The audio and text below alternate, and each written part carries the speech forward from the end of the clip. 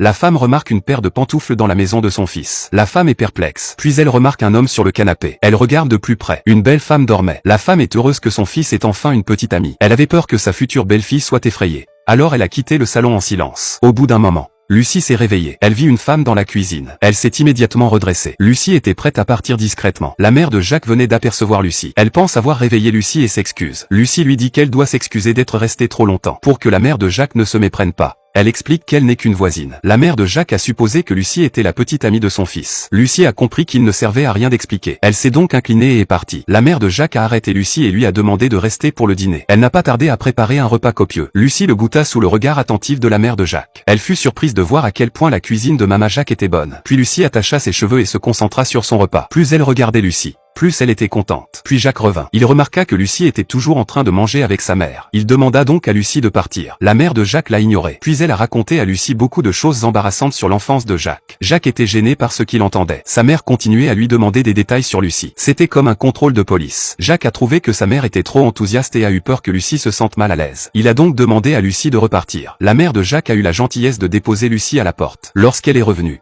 elle a commencé à accuser Jacques d'avoir manqué d'égard, de laisser une fille rentrer. Jacques méritait d'être célibataire. Elle a également entendu dire qu'il y avait beaucoup de pervers dans les environs. Avant d'aller se coucher, Jacques a réfléchi à ce que maman avait dit et a commencé à réfléchir sur lui-même. Peu après, il est allé voir Lucie avec une grosse boîte en carton dans les bras. Quand Lucie a vu que c'était Jacques, elle l'a fait entrer. Dès que Jacques est entré, il a commencé à mettre des affaires d'hommes dans la maison de Lucie. Il a dit que si les méchants entraient et voyaient cela, ils ne feraient pas de mal à Lucie aussi facilement. Lucie a compris que Jacques la protégeait et a été touchée.